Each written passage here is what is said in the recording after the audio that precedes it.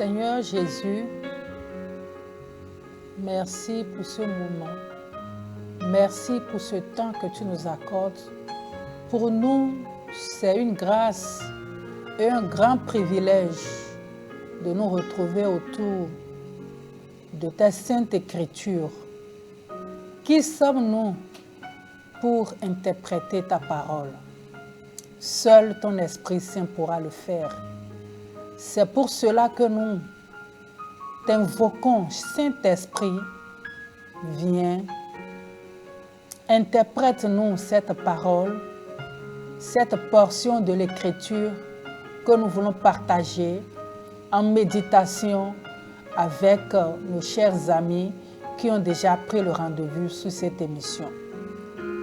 Éternel Dieu, nous t'invoquons, nous crions à toi, nous appelons à ta majesté, ta puissance et ton onction nous accompagnent. Que les cœurs soient guéris, que les liens soient rompus, que les chaînes tombent, que les miracles s'opèrent, que les malades soient guéris. Merci parce que tu l'as déjà fait. Au nom puissant de Jésus. Amen. Nous vous saluons dans le beau et précieux nom de notre Seigneur Jésus-Christ. Et c'est encore avec joie que nous vous retrouvons encore une fois sur le plateau de méditation. C'est de riches moments que nous allons passer en compagnie de vous et de la puissance et la présence de notre Seigneur. Nous sommes très heureux de savoir que vous avez déjà pris ce rendez-vous. Que le Seigneur vous bénisse et qu'il fasse de grandes choses dans votre vie au nom de notre Seigneur Jésus-Christ. Amen. Chers amis, qu'est-ce qui fait l'objet de votre réflexion ces derniers temps? Et quelles sont les circonstances de la vie dans lesquelles vous vous retrouvez? Quelles sont les difficultés qui se présentent devant vous? Et quelles sont les situations qui vous amènent à vous décourager, à lâcher prise et vous voulez tout abandonner? Et quelles sont les situations dépressives qui vous accablent à tel point que vous-même vous vous demandez si vous avez encore la foi en Dieu. Et qu'est-ce qui vous arrive ces derniers temps ou qu'est-ce que vous voulez de la part de Dieu qui tarde dans votre vie?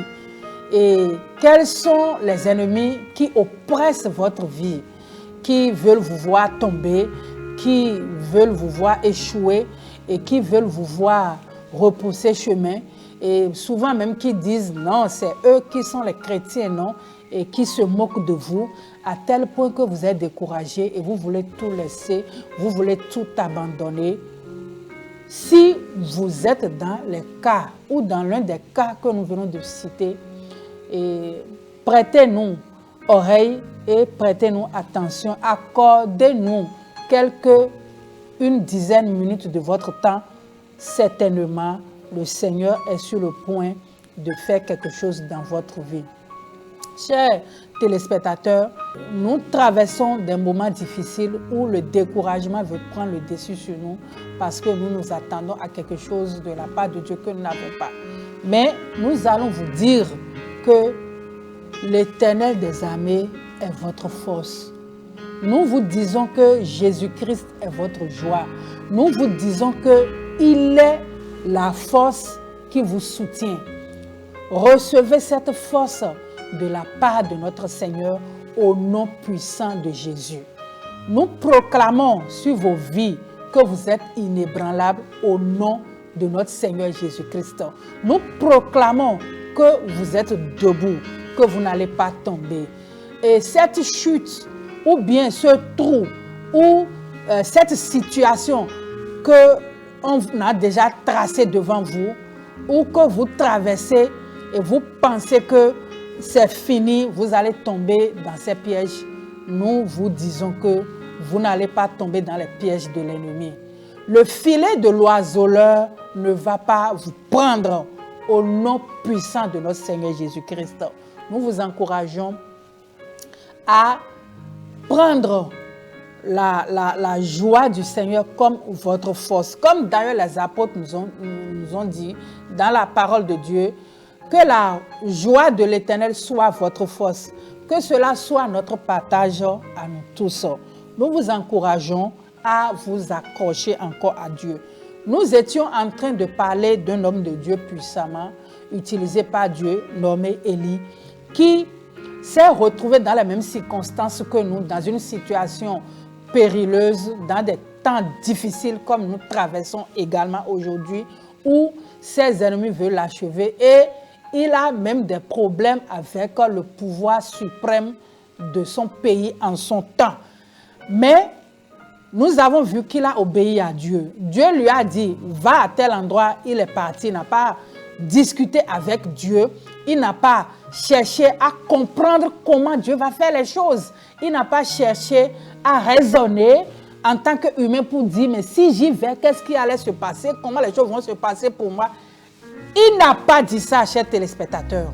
Non. Il s'est levé, il a obéi. Et nous avons compris que pour que notre foi atteigne l'objectif que nous nous sommes fixés, que notre foi aille jusqu'au bout et que nous ayons la victoire, il y a des étapes que nous allons franchir. Et nous avons vu que l'obéissance fait partie de ces piliers que nous devons avoir, sur lequel nous devons nous appuyer pour aller de l'avant. Aujourd'hui, nous allons voir que le courage aussi fait partie d'une de ces forces que nous devons avoir aussi pour que l'objectif que nous nous sommes fixés avec Dieu, nous puissions les atteindre. Si vous obéissez à Dieu et que vous manquez de courage, eh bien, chers téléspectateurs, l'ennemi aura le dessus sur vous. Vous n'allez pas aller jusqu'au bout et que vous n'allez pas avoir la victoire. Donc, si vous obéissez, vous nous écoutez, que vous savez en vous-même, en votre cœur, que vous obéissez à Dieu. Et que quand Dieu vous dit quelque chose, quand vous lisez les préceptes de Dieu, quand vous lisez la parole de Dieu, vous appliquez votre vie à obéir, vous devez savoir que vous devez vous armer également de courage. Élie s'est armé de courage parce que en son temps, le roi voulait à sa vie. Ils ont même envoyé des messagers allant le chercher. Vous allez lire dans votre Bible, dans le premier livre des rois, chapitre 18, comment toutes ces choses se sont passées. Mais quand Dieu lui a dit maintenant, lève-toi, va rencontrer le roi, Élie s'est levé toujours en obéissant et il est allé à la rencontre du roi. Et quand il a rencontré le roi, beaucoup d'événements se sont passés, il y a eu des discussions, il y a eu des débats et finalement, il s'est retrouvé sur le mont Carmel avec qui? Avec les prophètes des Baals, les prophètes des Astartés. C'est comme aujourd'hui, nous sommes là, on se dit chrétiens, et nous nous retrouvons face à beaucoup de diseurs de bonne aventure, à des gens qui inventent des choses, des gens qui lisent l'avenir, des gens qui nous font miroiter des choses. Et ces choses qui ne cadrent pas avec la parole de Dieu, nous les écoutons, ou peut-être que nous refusons, ils nous défient, ils sont là, ils nous menacent, ils nous tendent des pièges. Chers téléspectateurs, vous devez vous armer de courage, comme Élie.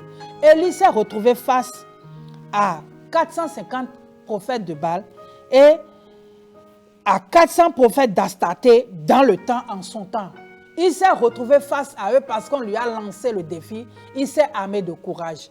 Mais si nous laissons l'exemple d'Élie, nous allons trouver encore un bel exemple dans la parole de Dieu au temps de Daniel. Et nous avons vu les compagnons de Daniel en ce temps aussi qui se sont retrouvés confrontés à des difficultés, des challenges de leur temps. Mais ils ont été courageux. Et même le roi a voulu les tuer. Mais qu'est-ce qu'ils ont dit dans le livre de Daniel, chapitre 3, le verset 17 à 18? Ils ont répondu au roi pour dire à ce roi aussi en leur temps, voici notre Dieu que nous servons peut nous délivrer de la fournaise ardente et il nous délivrera de ta main, ô roi. Quel courage! Et il dit, sinon, sache, ô roi, même si notre Dieu ne venait pas nous délivrer, nous n'allons pas retourner vers les idoles. Chers téléspectateurs, qu'est-ce que les gens nous proposent? Où les gens veulent que nous rentrons dans des sectes, dans des groupes, et parce que notre avenir est hypothéqué, notre promotion est hypothéquée, parce que c'est quelqu'un peut-être qui nous donne l'argent et nous a proposé des sacrifices, il nous a dit d'aller faire des choses peut-être à la mer, des choses peut-être au carrefour, ils nous ont proposé des choses sous prétexte que si nous ne les écoutons pas, nous ne les faisons pas, ils ne vont pas nous donner la promotion, ils ne vont pas nous donner de l'argent, et où jeunes, nous retrouvons face à ces défis et nous voulons nous décourager. Chers téléspectateurs, si vous êtes dans le cas, le message est pour vous. Ne vous découragez pas. Les hommes ont déjà traversé exactement les mêmes situations dans lesquelles vous vous trouvez aujourd'hui. Et le Seigneur ne les a pas laissés. Le Seigneur les a délivrés. Le Seigneur les a secourus par sa droite triomphante. Et même dans le Nouveau Testament, les premiers chrétiens, ils se sont retrouvés face à ces difficultés. Et le Seigneur est venu à leur secours. Le Seigneur ne les a pas laissés. Ils se sont retrouvés face à cette difficulté, mais ils ont eu le courage, ils ont eu l'hardiesse, ils ont eu la force, la capacité de tenir ferme devant ces circonstances. Chers téléspectateurs, ne regardons pas les circonstances.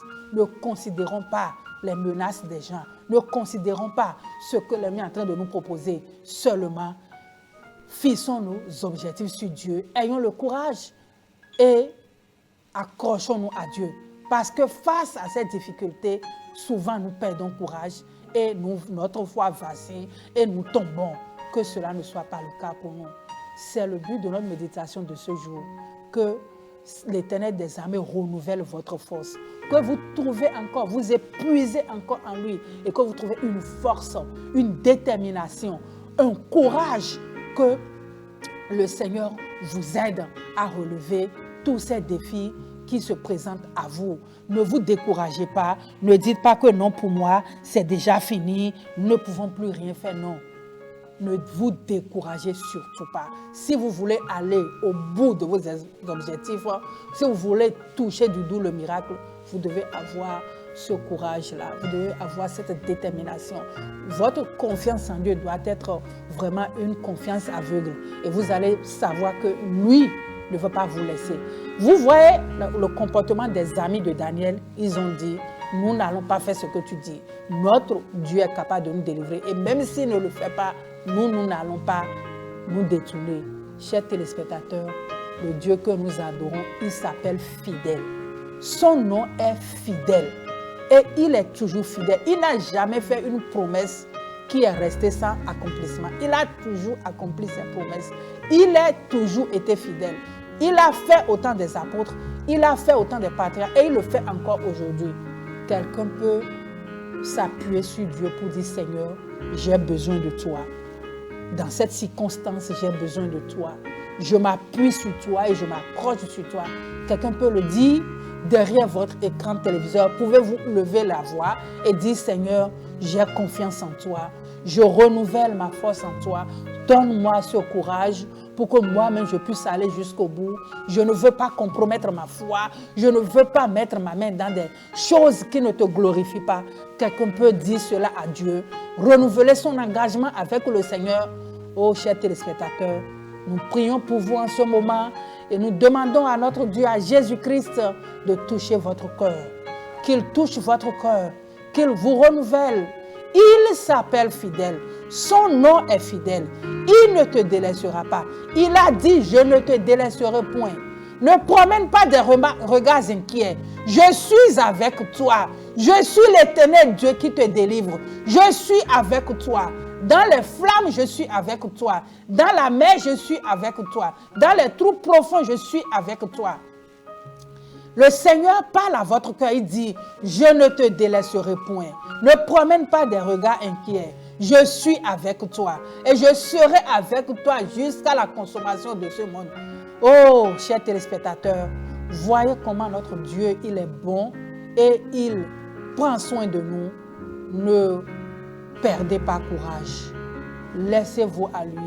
Ouvrez-lui votre cœur et il fera certainement les miracles dans votre vie. Seigneur, nous te prions que ces quelques versets et ces quelques portions de ta parole que nous venons de partager avec nos bien-aimés, Seigneur, nous te prions que tu déposes ton onction et ta grâce pour que le miracle soit réel, que nous entendons les témoignages. Merci Seigneur, parce que tu as relevé quelqu'un. Tu as fortifié un bien-aimé. Merci parce que tu l'as fait au nom puissant de Jésus. Amen.